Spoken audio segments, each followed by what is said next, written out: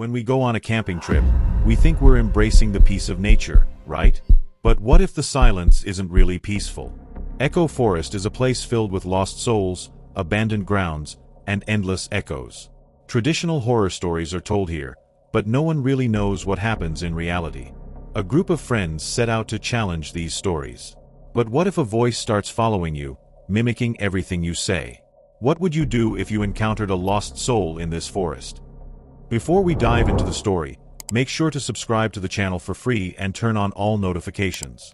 If you enjoy the stories, don't forget to like the video. Let's get into the story. We used to love camping. As four close friends, me, Dylan, Jake, and Matt, we spent every summer weekend in nature. But this time, we chose a different place than usual. Where did we choose? Before we find out where we chose, don't forget to subscribe to the channel for free and turn on the notifications. Now, let's see where we chose. We decided to go to a camping area on Google Maps that was not frequently visited by locals. This area, known as Echo Forest, had been associated with mysterious events for centuries. According to the legend, people who came here began hearing their own voices after a while, but at some point, the echoes would start whispering things different from what they said. It was said that the spirits of lost people were trapped in the forest. Of course, we didn't take these seriously. A few scary stories wouldn't stop us. When we arrived in the forest, it was almost dark. The trees almost completely covered the sky, and there was a strange atmosphere with a dim light. The whole place was silent, but this silence wasn't peaceful. It was suffocating. After setting up our tents, we made a big fire. After eating, we started talking about our old camping memories around the fire. However, in the middle of our conversation, we all paused for a moment. Midnight. The first echo. Dylan had just said something when his voice was repeated a few seconds later. But this wasn't an ordinary echo. Normally, echoes were short and muffled. But this sound, it was as if someone was copying Dylan's words and repeating them back to us. Why are we here? We all looked at Dylan in shock. But he was just as confused. Jake furrowed his brow.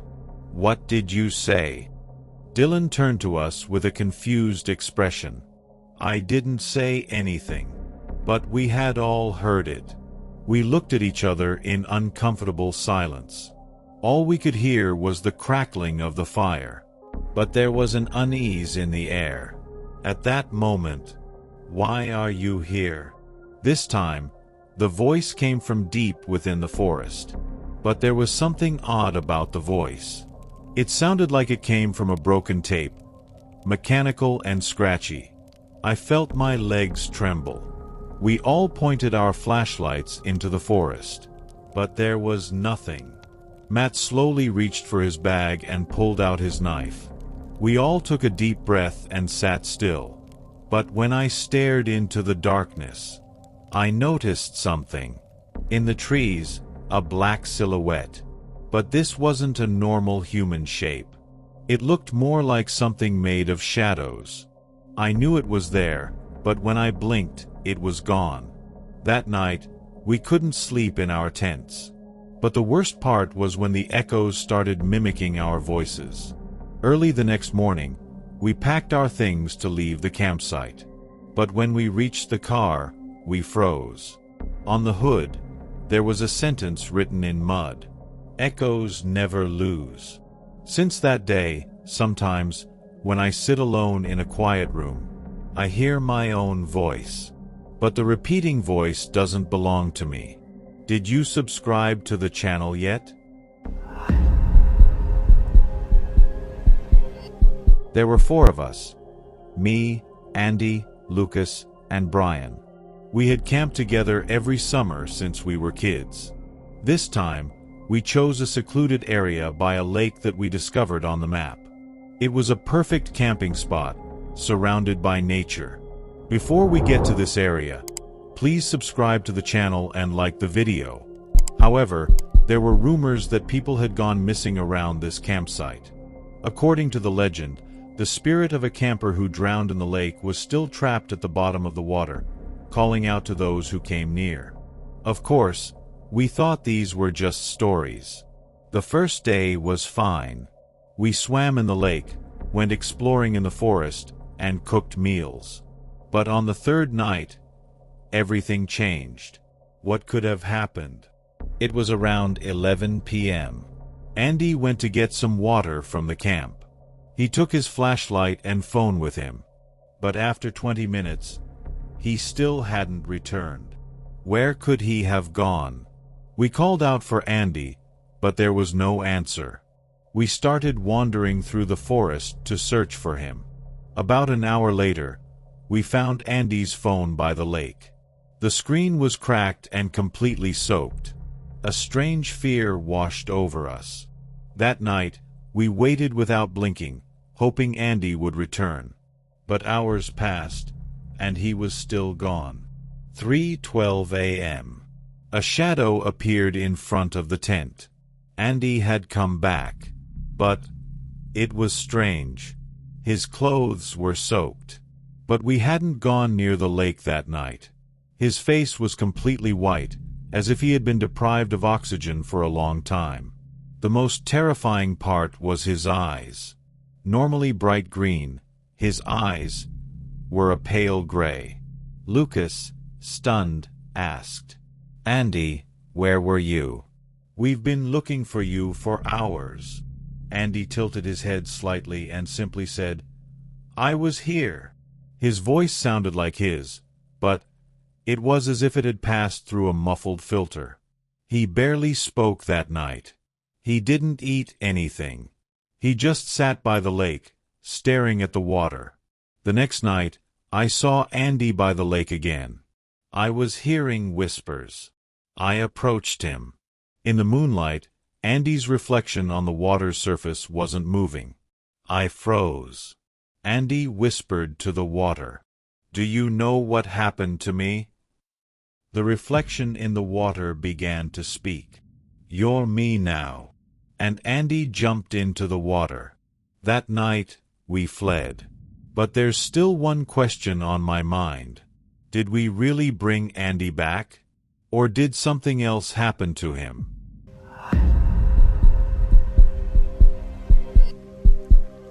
My 3 friends, Mark, Josh, and Emily, and I had made a camping plan, just like every summer. But this time, we decided to go to a place that everyone was afraid to visit, the Black Pine Campground. This place had suffered a massive forest fire years ago, where dozens of people died and vanished in the ashes. Now, it was completely abandoned. But since we loved being close to nature, we wanted to see it and camp there. Before we arrive, if you haven't subscribed to the channel yet, please subscribe and like the video now. Let's begin the story. Our journey took a long time. When we arrived, there was a strange silence. Not even birds were chirping. Some of the trees still carried burn marks, and the smell of ash seemed to linger in the air. It felt as though time had stopped in this forest, everything frozen in a dead state. But the strangest thing was a pitch-black circle in the middle of the campground. A coal-covered, dead area. We decided not to make a fire here. We set up our tents a little away from the campground. Even while setting up the tents, there was a strange feeling. The coldness of the ground, the strange heaviness in the air. We could feel that something was wrong. Before it got dark, we spent a few hours looking at the sky and sharing old memories, but something was definitely off. As the evening hours went on, this odd feeling became more intense. Around midnight, Emily noticed something. Everyone was asleep in the tent, but Emily started hearing noises from outside. At first, she tried to ignore them, but strangely, the sounds seemed to grow closer. She quietly went outside and began scanning the surroundings with her flashlight. Her eyes widened as she rushed back and shouted, "Someone's out there!" She quickly came to us and tried to explain what she had seen. There was a shadow in the dark. Between the trees, behind a burned tree, something was watching us. We couldn't see it clearly, but Emily's eyes were wide with fear. We quickly pointed the flashlight in that direction, but there was no one there. However, there were footprints on the ashes. They were clearly visible in the dry soil and ash piles. These footprints looked as though they had been left by something much heavier and different than a human. The size of the prints was even terrifying. When the prints were examined more closely, there was a large circular mark at one point. It seemed like something or someone had been spun around in that spot, creating a circular pattern with the tracks very close to each other. What would you do if you saw something like this? We started to feel that something was wrong. We wanted to return to our tent, but we decided to spend the night there anyway. The night had gotten very dark, and going inside to sleep felt like trying to escape the tension. But before we tried to sleep, Emily told us, "I feel the presence of something. Someone or something is with us. Something is coming closer." We didn't take her seriously, thinking it was just her usual fears. But before long, what happened? I'm waiting for your answers in the comments. Behind one of the burned trees, someone was standing. A coal-black, shapeless, terrifying figure. It was slowly walking towards us without making any sound. The color of its skin was completely like coal. Its eyes were glowing with a white light that pierced into you, but the horrifying part was that those eyes were just empty. Its face was non-existent. There was nothing but blackness. As it disappeared between the trees, smoke rose from its skin with every step it took. Suddenly, we sprang into action and left the tent. We didn't even take our bags. We just grabbed the car keys and ran to the car. That terrifying figure was slowly getting closer, but we were so fast that we left it behind. We got into the car, started the engine, and drove away from there. But throughout the night, strange things happened on the road. In the forest, as we passed, we could see pitch-black silhouettes. It was as though every tree, every rock, was watching us. When we returned home, everything seemed normal. But that evening, we found a handprint drawn with coal on the back of our car. Everyone's heart stopped when they saw it. We looked closely at the spot where the handprint was, but we hadn't left any marks. No one had approached that place. That evening, Mark said he heard something whispering in his sleep. "Come back here. The fire is calling you." Since that day, none of us ever camped again. The fear left behind by that forest still follows us.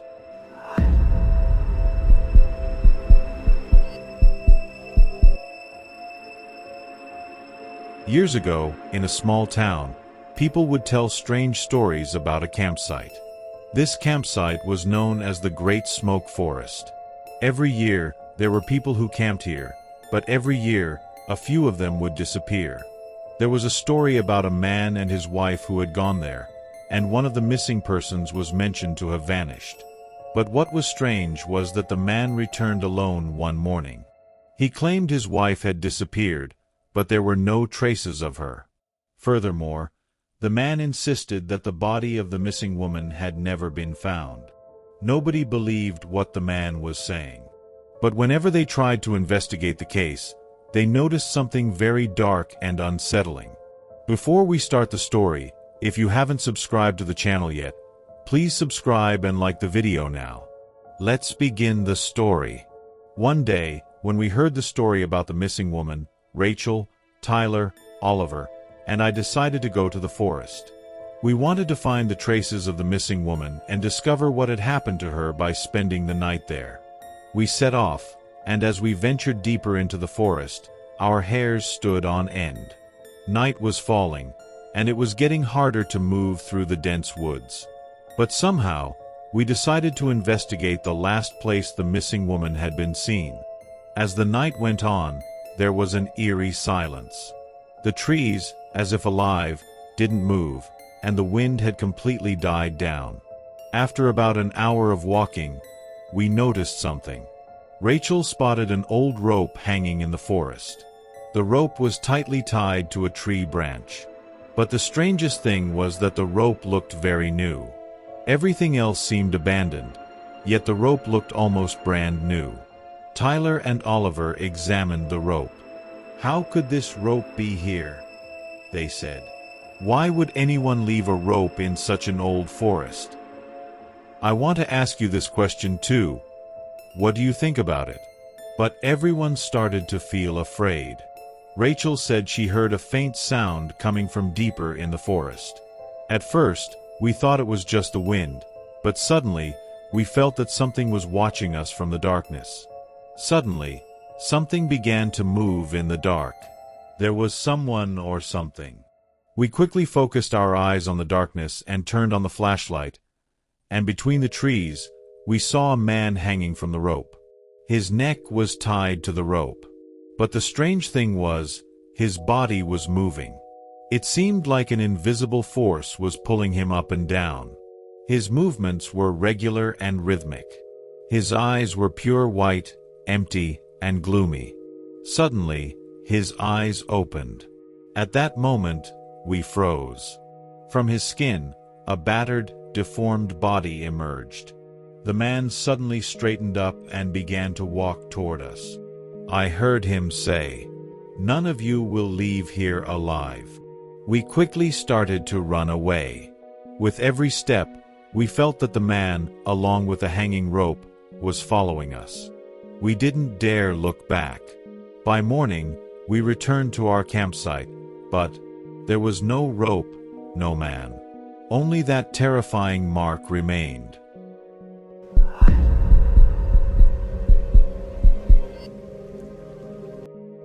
A group of friends and I decided to spend a peaceful weekend in nature during the summer holiday.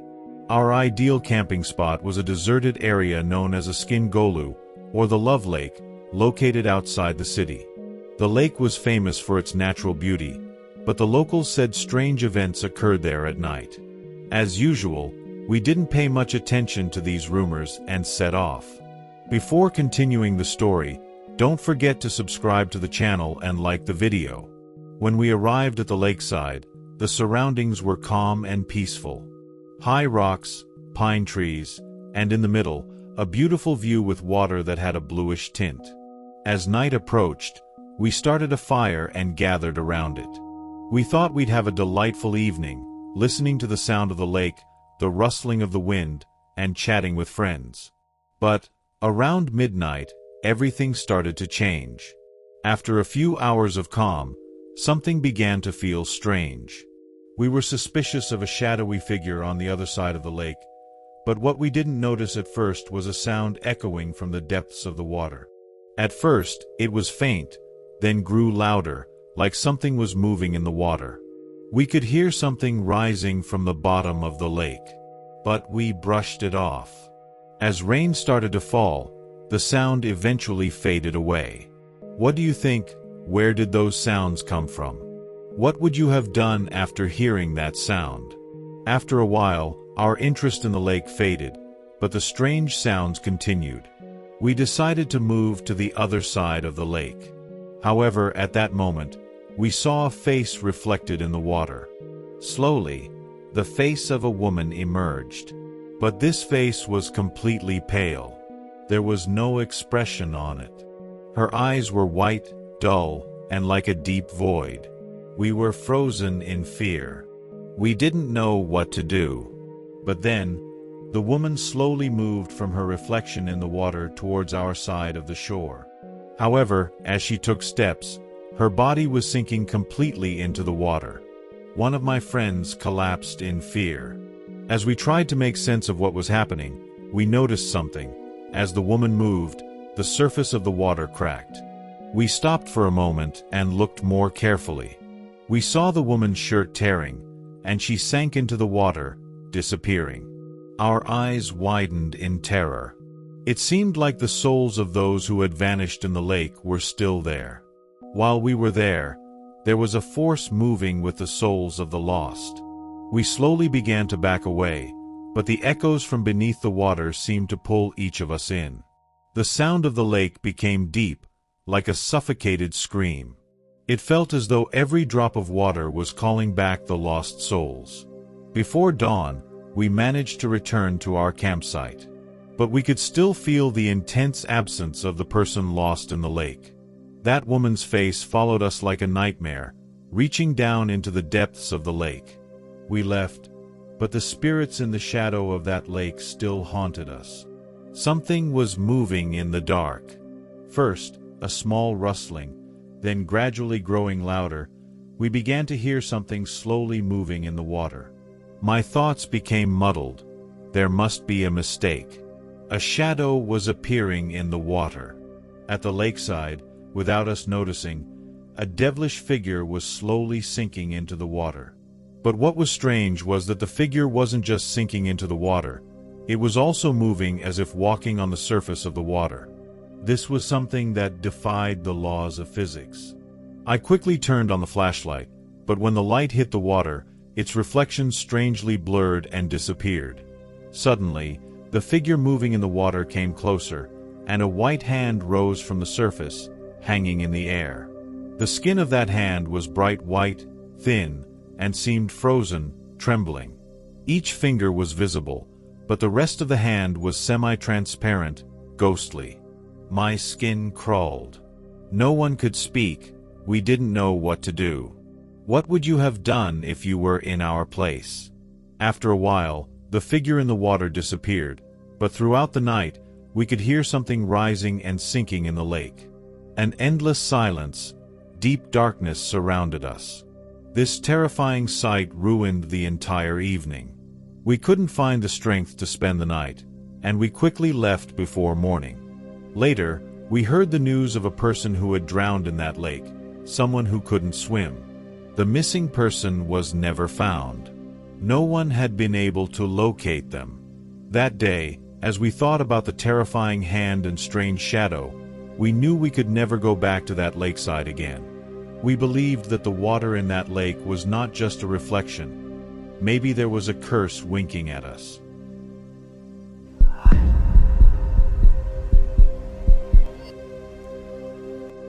During the summer vacation, my friends and I returned to a place we'd been visiting for a long time, the Lonely Pine Forest. The locals believed this forest was cursed, and no one dared to spend the night there. Strange stories were told about the place.